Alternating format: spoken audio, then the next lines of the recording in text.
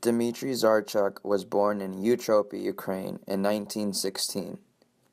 He was held as a slave laborer by the Nazis in Austria during World War II. After the war, he met his future wife, Sofia Jamali, a Polish refugee. They met in a displaced persons camp in Salzburg, Germany. They came to the U.S. in 1950 and settled in Syracuse, New York. He lived most of his life in Chemung County at a private home for psychiatric patients.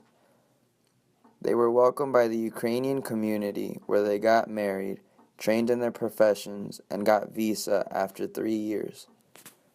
Dmytre trained to be a carpenter, while Sofia trained to be a nurse. However, not long after that, Sofia passed away due to a miscarriage. Dmytre was overcome with grief after losing his wife and child and was later hospitalized. He was then detained by Secret Service after appearing near the White House where he was seeking the hand of President Truman's daughter. After this event, he ended up at Willard. He spent nearly 2/3 of his life at mental institutions. During his time at Willard, however, his inner artistry came out. He had many famous paintings. One of the type of paintings he had was called patient art, where you could see what life was like in the perspective of a patient. Dmytre's suitcase contained 199 items, which were all neatly bagged. In his suitcase, there were 14 paper patterns for wooden cutouts of various animals, a glider plane, crushed figures, a small carriage for a doll, a colored print of Madonna and a child from Innsbruck, a paisley scarf, 3 peach-colored towels, a hand-sewn white lady's outfit which consisted of a blouse, shirt, jacket, and a belt with 5 embroidered stars on it.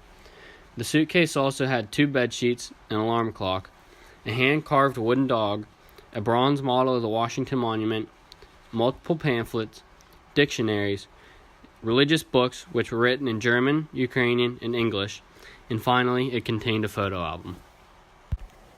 Dmytre contributed to society by having his stories shared which brought awareness to certain mental illnesses and how patients were treated.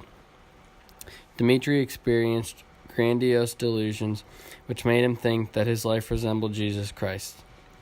Dmytre wasn't given any treatment, but was instead locked away in many different wards. The telling of Dmytre's story helps others understand grandiosity in people who are faced with this illness.